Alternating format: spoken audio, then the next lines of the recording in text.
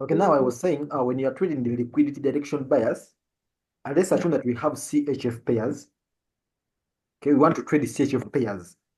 So what we'll do, we look on all CHF pairs and move to constant time frames. It may not be constant CHF pairs. It may also be NZ pairs. It may also GBP pairs. It also be Euro pairs. Okay. Now we all have these master pairs that move all these pairs. Like when we look at the CHF pairs, we have like let me say CAD CHF. We have like CAD CHF moves all CHF moves all CHF pairs altogether. So whenever we see the master having an area of liquidity, now let's assume that we have this structure on CAD CHF. Okay. So whenever we see this structure, maybe now this CAD CHF is having a normal area of liquidity on a weekly time frame. Now, what we do is we have now to go and list all the CHF pairs and see if they have the same thing on a weekly time frame. So now we have to go and visit the CHF pair, like the GBP CHF, the Euro CHF, and so on. Now, in most of the times, we find that most of them will not be having a weekly area of liquidity, or maybe most of them will be having the weekly area of liquidity. Now, let's look at the situation when all of them have the weekly area of liquidity. Okay, so sometimes we can't follow the structure of these other CHF pairs. Rather, we have to wait for the master of these CHF pairs to perform its liquidation process or its confirmation, and then we decide on how to take, or decide if we are to take the other CHF pairs or not. Are we together? So whenever you are going to trade any CHF pair, then you have now to correct all the CHF pairs and try to reanalyze and see. Because now here we are going to follow the liquidity flow to higher time frames on all CHF pairs. Because now whenever one CHF pair is moving up, whenever CAD CHF is moving down, it means that the rest of the CHF pairs are going to be moving down. Okay, meaning that some of the CHF pairs won't be having a confirmation from the weekly time frame. Okay, some of the CHF pairs will be having it. So whenever you spot CAD CHF having an area of liquidity, it means that the rest of the CHF pairs will be having it, or will be dropping down, because now the master is targeting this weekly area of liquidity.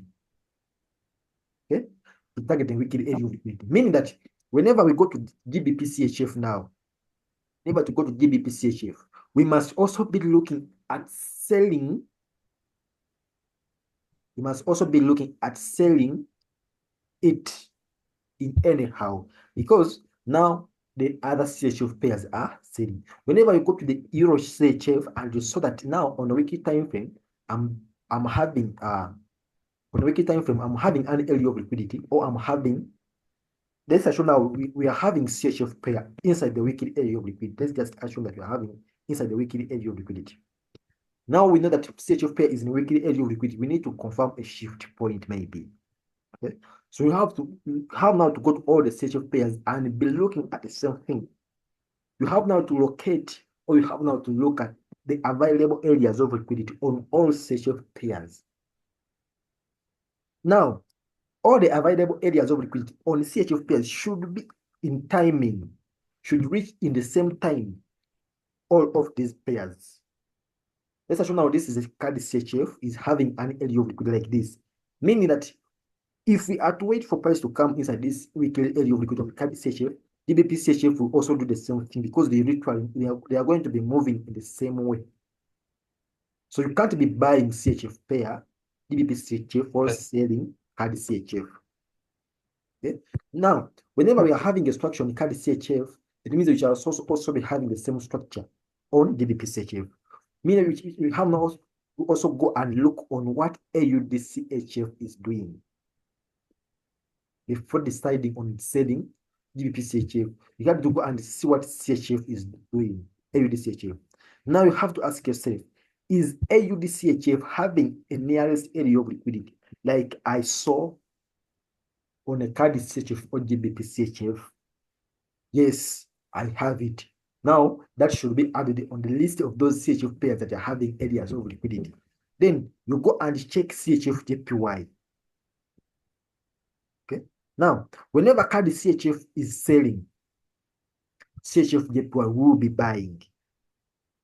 Okay. So it means that if I'm going to buy CHF JPY, it means that I must look for a nearest area of liquidity that is going to hold the sales for this CHF JPY. Meaning, if you have this area of liquidity on card CHF on 4 hour, you'll be having this on CHF JPY. Are we together? So it means that whenever this CHF JPY is giving a pullback back to this weekly area, to this 4 hour area of liquidity, and let's assume that on the card CHF we had something like this shift and inside formation. Whenever this is doing, whenever CHF JPY is giving a pullback, it means that card CHF should also be giving a pullback to this weekly area because they must move in opposite direction. All together. So that's how we define the liquidity direction path, because now we have now to look at all areas of liquidity available on those pairs, all those CHF pairs. Because now sometimes you may have sometimes you may be having a structure on CHF JPY, structure like this, formed a shift point and no area of liquidity.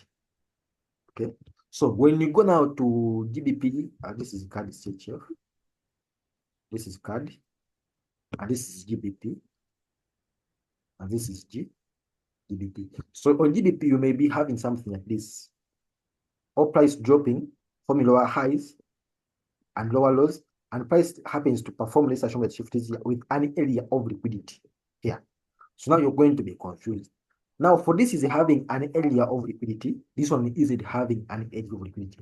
And now that if this is having, this has no, or the master has no an area of liquidity.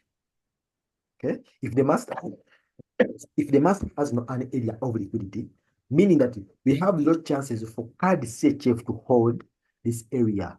I mean that there are high chances for it to continue dropping down because we don't have an area of liquidity from the situation 2 or situation 1 time frame, which is the 4 hour and the daily time frame.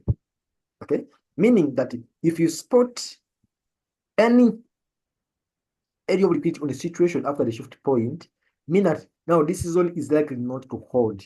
That's because now most of the CHF players have a shift but don't have an area of liquidity nearest. Mean that you won't be taking this as your entry. Okay, you won't be taking that as your entry because now the master isn't having, or most of them don't have an area of liquidity. All right, together, don't have an area of liquidity. Now, what is the purpose of this liquidity direction bias? It's going to help you to spot which pairs are going to hold, or what are you looking on all CHF pairs, because if all the CHF pairs are selling, they must sell. Okay, now this is going to guide you in the way that you're not going to be confused. Now, whenever you see a price having this, okay, and also the other CHF pair is having this, an area of liquidity, you're going to be confused. So if you're only trading one pair, which is the card CHF, you may be right. I'm not going to take an angle. But if you're trading only GBP CHF, you're going to go refine and find your limit order to that point and enter your limit order. You end up price coming to take you out. You end up having price to come and take you out. All right, together. So that's the purpose of this liquidity direction bias. It help you to first do the confirmation on all CHF pairs before deciding on what to do. It takes time, and whenever you're analyzing, always give setups time, because now if you don't give setups time, you'll be like in the way of rushing, because some of the structures or some of the methodologies we use, like the liquidity flips, those liquidity flips are one of the most hardest structures to spot when analyzing. Mean that every setup should be given at least 15 to 20 minutes on analyzing. Analyze the setup like 2 to 4 times to see if you're getting the same thing before even deciding. Okay, but leaving around that, this is what you're going to be doing. Like when you're doing like when you are trading, like when you're trading NZ pairs, like when you're trading NZ pairs, like when you're trading NZ pairs. Now, you know that if I'm trading NZ pairs, Euro NZ, if Euro NZ is, if Euro NZ, if Euro NZ is selling, means that I should be buying NZ card. All together, I should be buying NZ card. Now, we all know that now Euro NZ is the master or is the pair that moves all these these NZ pairs. So whenever you spot an area of liquidity, from the Euro NZ, before considering the structure, go and check to see if all the NZ pairs have the similar area of liquidity around that area. Because if they are all to sell, they will not come from nowhere to sell. There should be a reason why these pairs are selling. So when you spot this Euro NZ, now go and check and see now on GBP NZ I don't have. Go check GBP NZ. You see GBP NZ I don't have, but AUD NZ I'm having. Yeah? But AUD NZ buying. So you go on NZ card, you confirm now on NZ I'm having. Okay, so whenever you do that, it will help you know where you which pairs are you going to focus on. You may even say now this week I'm not going to look at any of the card pairs and the OCHF pairs because what they are having, their structure isn't how can I say it? Isn't Not ready or not almost. yeah.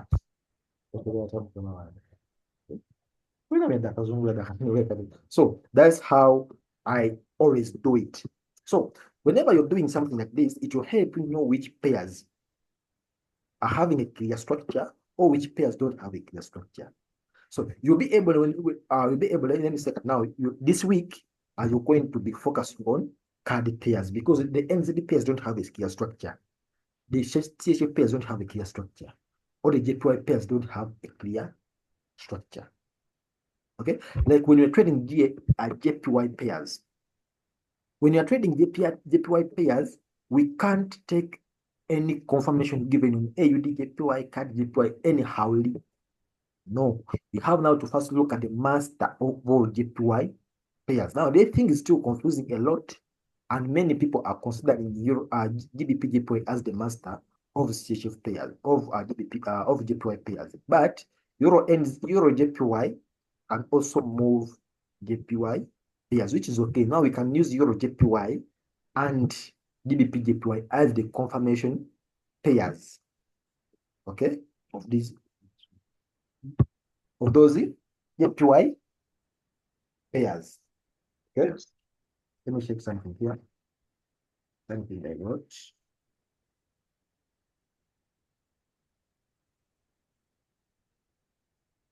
Now we have what we call. So now you said this is GBP JPY pair. Let me just list them here so that you can look. A GBP JPY, GBP JPY, Euro JPY, Euro JPY, and CHF JPY, and CHF JPY, CHF JPY. Now these pairs, they have the same structure. These pairs, they have the same structure. Meaning whenever you spot any area or whenever you see GDP points are reacting to its area of liquidity or triggering its area of liquidity, you can go on and place orders on these last two. Okay? Because they usually have the same structure. You go and check it by yourself. They have the same structure.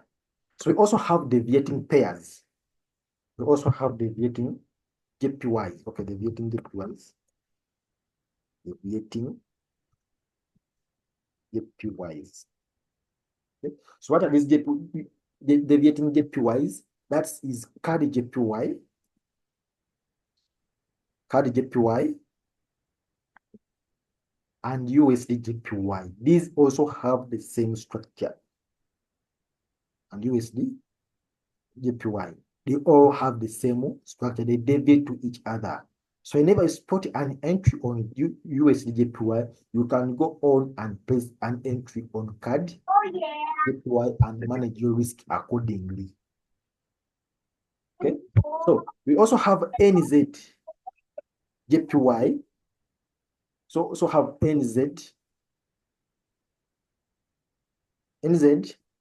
JPY and AUD JPY. Now these pairs also have the same structure. Whenever you spot an entry on AUD JPY, you can go on and place an entry on NZ JPY because they have the same structure. They have the same structure. So let me show you an example here. So Miri, Yes. so I can arrange them on my trading view accordingly. Yeah, you can arrange them. Let me show you. Let me show you how I arranged mine. So here I arranged my JPY like JPY motherfuckers.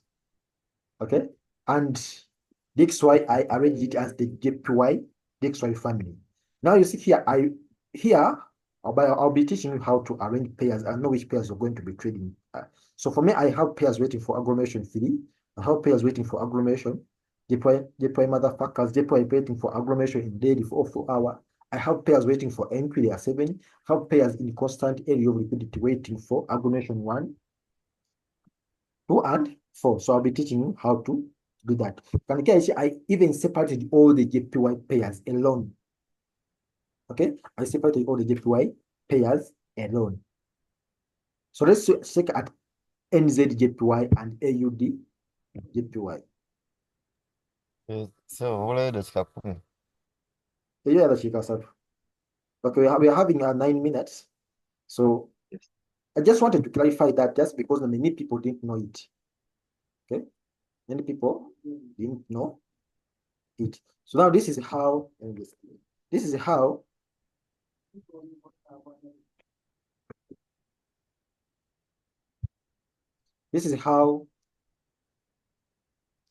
NZJPY is looking. Now we have now to go and check how now to go and check how what's wrong with this AUD. How did it do? How did it do? Okay, let me just hmm?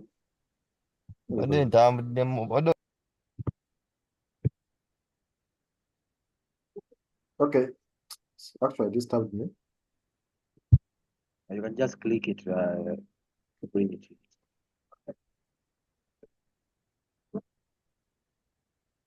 Okay, observe the structure here on AUD JPY. You observe the structure on AUD JPY here. Bakubira Peter. Bakubira. Come on.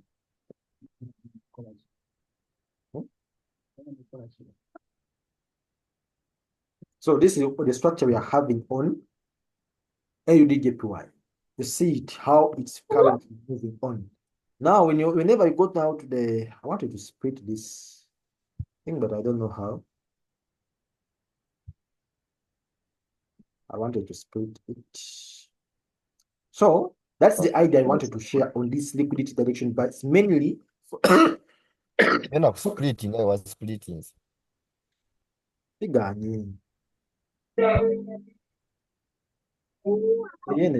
You're just extending a screen, yeah. What do you give a design? Wali badde zimekategedde naye kanjire kasa mukitegedde ndakiddamu olala nga tweyongerayo. I'll repeat it next time I just wanted to clarify this. So you have now to follow what I was talking about.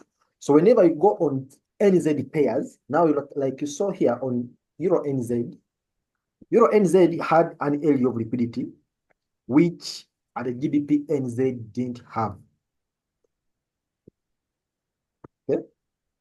So on Euro NZ, we can clearly see on a daily time frame. You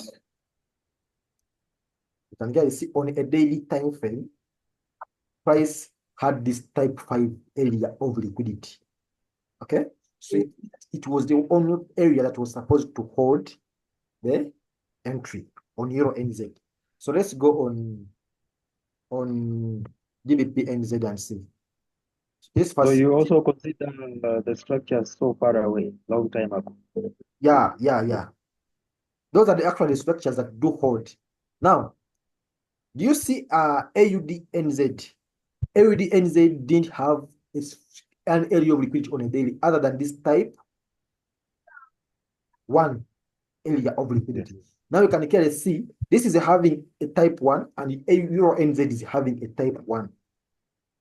Okay? It doesn't matter if this type 1 is far away or close. So long as it's the nearest area, it's an area of liquidity that price is currently in. Or so long as it's the area that is currently doing what? Present at that moment. Okay. Now this had a type 1 and Euro NZ is having a type 1, a type 5. Now, because they're all areas of liquidity, now this gives us a green light. It gives us a green light. Now I have only got 2 pairs which have an area of liquidity. Okay. Now you can go on and check on another NZ pair. Then you can come on and check how this, see, the other one was selling and this one was buying. So you can clearly see on this NZ card, we had a shift and the price was in an area of liquidity.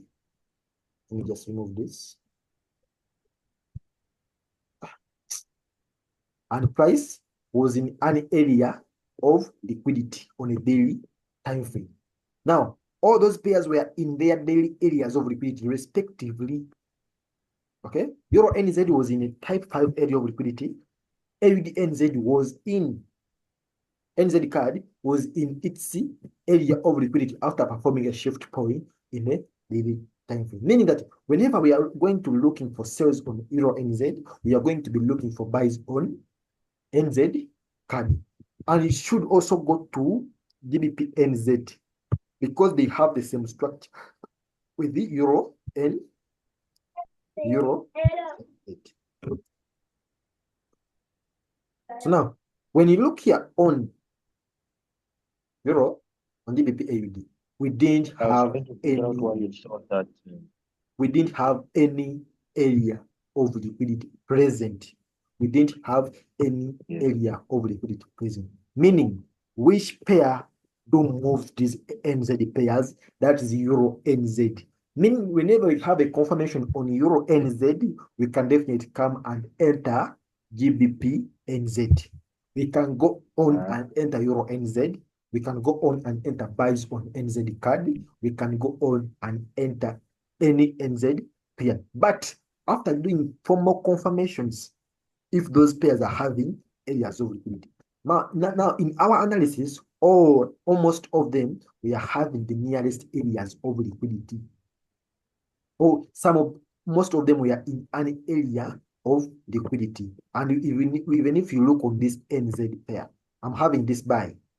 Okay, I'm having this buy. You can clearly say, Yes. I wanted to, this was what my second buy that I was expecting, but I'm having this buy. You can clearly see now here. Here, price had this shift and also had this formation here, which this pair was in because we had to use liquidity consumption here because now this area wasn't fully consumed. So we had to apply liquidity consumption for price to come and consume this area 80 or 85 or 95%. So now this gives you a green light to what is going to happen on all NZ pairs. It's called the liquidity direction bias, more especially or mostly used on correlation concept and related whatever. Yes, that's a good insight also. Yeah, so this gives you more realistic image on what is going to happen on all NZ pairs. So what you're going to do is you're going to do this on all pairs that you're going to be doing. Okay? Even if you look on the CHF pairs, they're all doing the same thing. They are all doing the same thing. They were all selling. But what was the reason for their selling? That so now you're going to go on and check it by yourself to see what I was telling you. Now, you can again see here you had a shift point here. Okay, with the outside formation was this outside formation was a consumed, but you also have this formation. The reason why I'm still targeting this low is because I went on and checked on all CHF pairs. This was the only one, or maybe this was the only one having that area of liquidity. Meaning this one won't hold when others don't have an area of liquidity present. Ah, Are we together? So yes. let's check on GBP CHF. Even if you use GBP AUD or AUD pairs, AUD pairs, that's the same thing that you're going to be getting. So here, this euro, this GBP AUD sold, this sell. Let's go and check it on the daily time frame. It sold. So let's see how euro AUD or AUD card was moving. It also is also selling, or it's also sold from this area for now. So what was the reason for this thing? The reason for that sale was from euro AUD. I don't trade it. Euro euro AUD. So One of come my on favorite also. and check what's there Mm. on euro AUD. Oh, you go ba?